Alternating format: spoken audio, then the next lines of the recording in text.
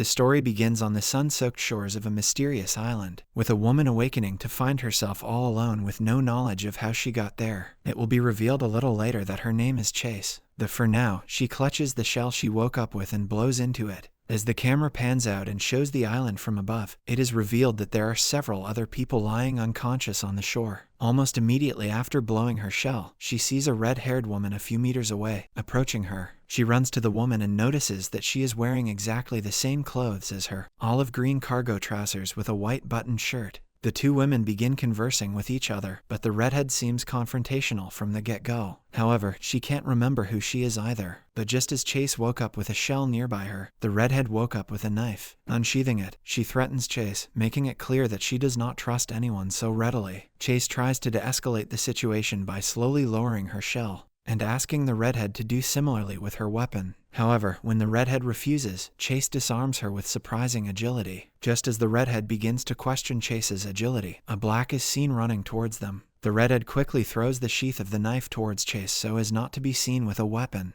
Thankfully, Chase hides the knife behind her back just as the black man arrives. He tells them both that there are other people on the other side of the beach. As it turns out, there are 10 stranded people on the island, and all of them are wearing identical shirts and trousers. In the following scene, all of them begin to gather wood and coconuts except the redhead, who sulks under a tree. They then sit down and start conversing with one another. Soon afterwards, the redhead finds out that the inside of their shirt's collar contains a tag with their names on it. The redhead is KC, and the man who approached the girls earlier is Cooper. The other 3 women are called Taylor, Hayden, and Blair, while the 4 other men are called Moses, Donovan, Mason, and Brody. However, as the conversation goes on, KC and Chase continue to bicker with each other. KC also tries to get close to Brody, which irks Chase. After a while, Chase announces that she wants to have a look around the island to gather information of where they are. Several others refuse, but Brody and Donovan agree to go with her. A few minutes later, Chase, Brody, and Donovan find several other artifacts like a compass, a small first aid box, and a small axe buried at the spot where each of the members woke up.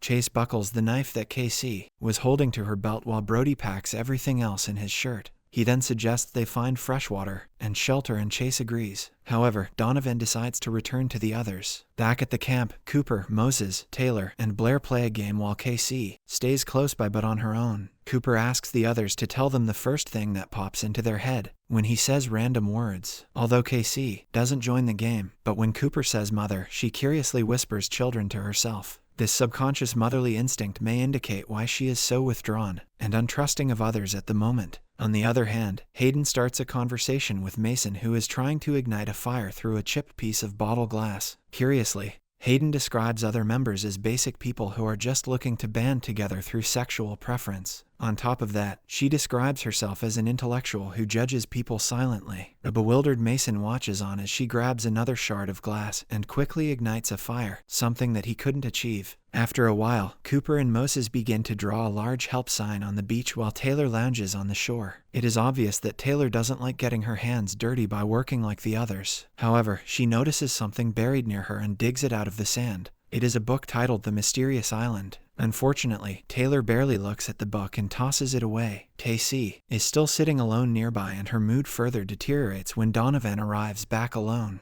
He tells her that Brody and Chase must be busy flirting with each other somewhere on the island. Although she does not show it outright, KC is clearly bothered by this budding romance between Chase and Brody. However, Donovan then urges Taylor to join him for a swim in the sea, and soon enough everyone except KC, Hayden, and Moses join them. Moses points out that he is not sure if he can swim, and would like to stay back at the shore. Unbeknownst to anyone, the book that Taylor earlier found washes up in the ocean. In another corner of the island, Chase and Brody venture into the jungle. They soon come across a waterfall and several fruit trees which sort out 2 of their most basic needs. However, Brody urges her not to share this information with the others, but Chase sounds reluctant to the idea. The 2 start flirting and soon kiss each other. But soon afterwards, Chase stops Brody, flirtatiously telling him that a little kiss is enough for a day. To her horror, Brody doesn't stop. First, he tries to pull her towards himself, and when she resists, he pushes her to the ground, forcing himself on her. After a bit of struggle, Chase manages to wriggle out of his control. She then brandishes the knife she took from KC, and eventually, Brody stops. While he tries to justify his action as simply playing around,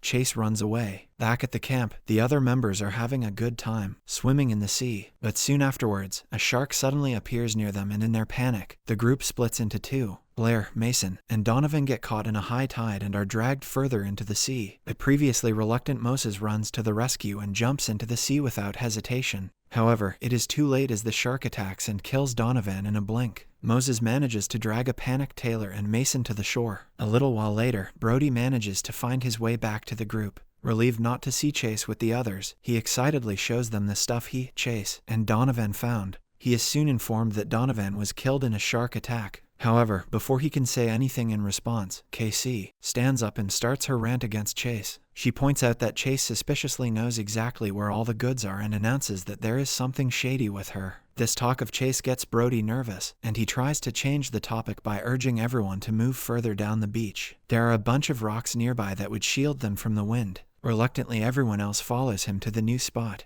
Brody then starts to command everyone and assigns them different jobs. After a while, Chase comes back with a few bananas and mangoes and gives it to everyone. But she then grabs a nearby coconut, smacks Brody down, and begins attacking him. Cooper and Mason hold her back and she yells that Brody attacked her. She also tells them about the freshwater waterfall that they found, something that Brody hadn't told anyone. However, he plays down the incident and then tries to paint Chase as the crazy one. He tries to antagonize everyone else against her, much to KC's pleasure. However, when Chase does not back down, he changes the topic to Donovan's death and tells her to focus on more important things. Enraged, Chase tells everyone to leave her alone and walks a few meters away to cool herself down. That night, Chase falls asleep on a rock nearby where the rest of the group sleep. However, she has a nightmare in which she is holding a gun, pointed at someone who begs her to stop. On the floor is a pool of blood. As she awakens, breathing heavily, she grabs an axe and heads off down the beach. Some way down, she finds Donovan washed up on shore, with his leg bitten. As she blows the horn,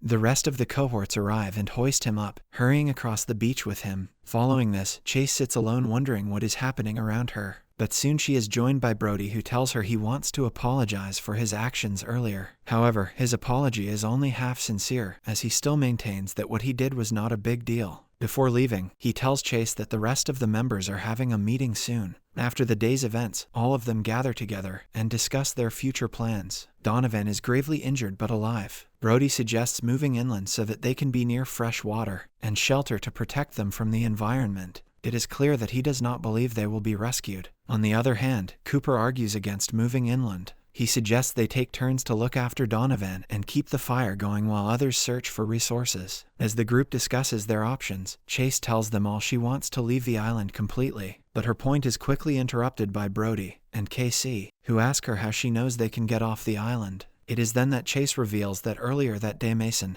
and Hayden were doing something weird on the shore. She then invites the duo to speak and Mason stands up to explain their theory. He reveals that there are precisely 39 steps between the spots where each of them woke up. It is also quite obvious that both Hayden and Mason are really good with analytics. Following this, all the members except the injured Donovan follow Mason's lead down the shore. His calculations are precise, and the group ends up at the other end of the beach where there is a mysterious sign. The sign reads, "Make your way back," and Chase thinks it is a clue for them to find a way out of the island. But her points are almost unanimously rejected by everyone. The group discusses the meaning of the sign. With the exception of Chase, the group departs back to Donovan at camp. In frustration, Chase throws the conch shell, which then breaks. She does not realize it, but the broken shell reveals a stamp which reads "Property of Island." Also, contained in the broken shell is a blinking electronic device with a beeping light. The following morning, Chase wakes up alone near the sign while others have gone back. When she wakes up, she is greeted by a surprising sight, an inflatable raft floating out on the sea. Excited and panicked, she begins opening her shirt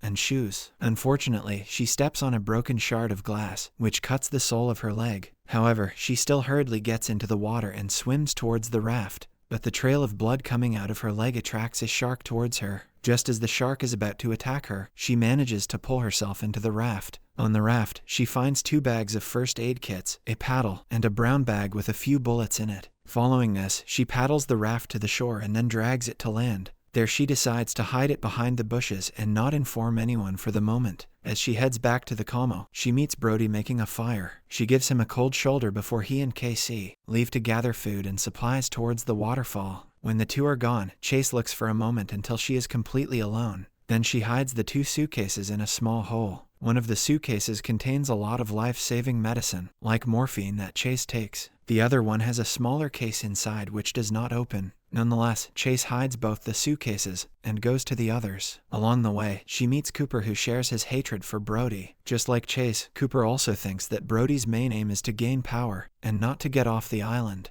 However, Cooper also quickly notices the bag that Chase is hiding. With no option left, she shows him some of the weird things in it, like a pack of chewing gum with the number 39 written on it, and postal stamps. The two come to a conclusion that they should not share this with anyone currently. He then heads off with Mason for their morning hunt. In the meantime, Casey starts to flirt with Brody when the two are deep in the jungle. She asks what happened between him and Chase the other day, but Brody simply deflects the question. However, she kisses him and the two get intimate. Later that afternoon, the group notices a storm headed towards their island. Brody once more brings up moving inland with the group, but Cooper quickly disagrees with him. The situation escalates and the two square up. This time Cooper punches him in the jaw, leading to a fight. Eventually, Brody grabs Chase and snatches the knife away from her. The group turn on Brody, seeing the sort of person he is, and it's here we see his lust for power. As a storm hits, the group scramble for cover, split up and get separated in the ensuing chaos. Cooper alone stays under a tree while Brody goes back to the waterfall and tries to keep a fire going. Meanwhile, Chase leads the rest of the group to the raft and they shelter in. Cooper eventually finds Chase hiding in the inflatable raft and scrambles inside for cover. As the storm passes, she heads back to the site of the sign and finds a weird item on the ground. Just for a moment, the camera shows property of Island on the side of the shell Chase has been blowing into as she rushes off down the island. After a tense encounter with Brody, she heads back to the cases with the item in her hand, which appears to be a key of some sort. Realizing that the lock on the case may well have something to do with numbers, she works her way through a series of equations before managing to open the locked case. Inside, she finds a revolver coupled with the bullets she found on the raft. She then loads the gun up and heads back to the group. After sharpening her blade, Cooper heads off for a hike with Chase through the tropics of the island, miles away from the group. Out in the wilderness, they come across a large abandoned building which appears to be a hotel, with running water coming from a fountain. They hurry back to the group in record time and tell them about the beds and what they've found. Unfortunately, Chase's knack for finding out things and her antagonistic behavior lands her in the bad books with everyone else. They see her as a bad influence and tell her to leave. Alone, she sleeps in the raft out in the woods while continuing to have nightmares about her room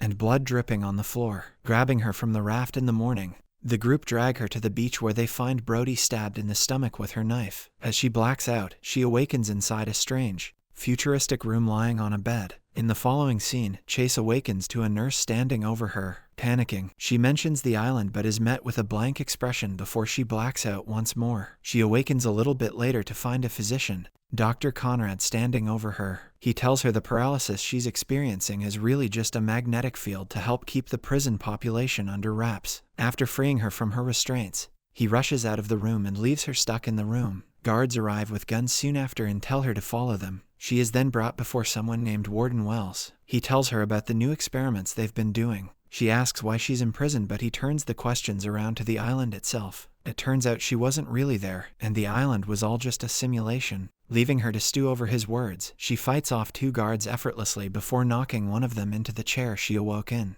Charging through the corridors, she fights past numerous guards, dodging bullets as she goes, before eventually being knocked out and thrown into a holding cell underground. After being given some time to cool off, she's taken to a room full of high-ranking officials and jurors, along with the warden, and told more about the island. It's a battle of nature versus nurture, and the whole concept is around whether you can change a person's moral compass and innate desires. As she sits, listening to them talk, the group discusses whether they should allow her back into the simulation. The warden hears enough and takes Chase outside and discusses matters with her alone. She asks him about Brody and he tells her that when you do something bad on the island, it pays you back. Whatever happened, the Brody inside and outside the simulation is dead. The warden tells her he will be keeping his eye on her if she goes back inside, especially given how peculiar she's been reacting to the game. The board comes to an agreement and decides she should be put back in the simulation. As the guards grab her and take her away, the warden takes her outside and antagonizes her again,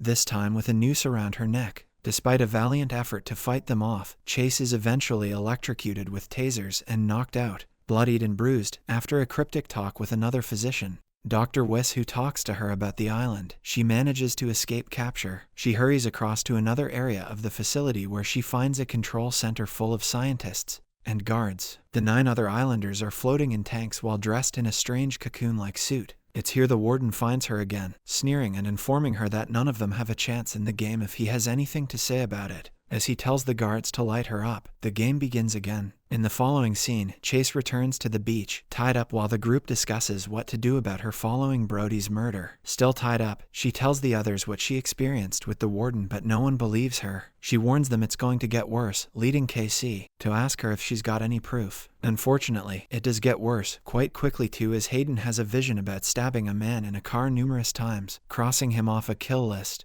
This prompts the group to turn on Chase, wrestling her to the ground and searching for her as 2 strangers arrive on the island. The group scramble back to their feet while Chase believes these 2 have been sent by the warden to antagonize and manipulate them. As it happens, the 2 newcomers are called Bonnie and Clyde, and they begin weaving their web of deceit immediately. They tell the group about the cases and the gun Chase has been hiding from them. Clyde then turns around and stabs Hayden in the stomach, telling them it's just the island serving justice, as she was the one who stabbed Brody. As Hayden doubles over, spewing blood from her mouth, Clyde tells them they all signed waivers to agree to this experiment, as the truth is finally revealed. Grabbing the gun from the case, Chase hurries away while Bonnie and Clyde tell them things are starting to heat up. They continue, telling the group their lack of ambition may come back to cost them, as they should have been searching around the island in the first few days. They go on to threaten them, telling them they'll be watching the whole time, and that they should head for the village on the other side of the island. As they walk off into the distance, the rest of the group discuss what to do next while burying the now dead Hayden and Brody. In the final scene, with the group split over what to do, KC, Cooper and Moses head off to the abandoned village where they find a group of huts. As Bonnie and Clyde smile from afar and mutter "let the games begin," the various cohorts begin to have visions of their past life. As cracks begin to form in the group, Chase heads back to the abandoned hotel and begins looking around. Reminding herself this is all a simulation, she finds a bloody woman asking for help in one of the rooms, a woman who happens to be her mother. As she keeps looking, Chase opens a door and looks on in shock over what she's found. Subscribe for more videos like this, turn on the notification, and leave 1,000 likes or 100 comments if you'd like us to continue part 2. Thank you.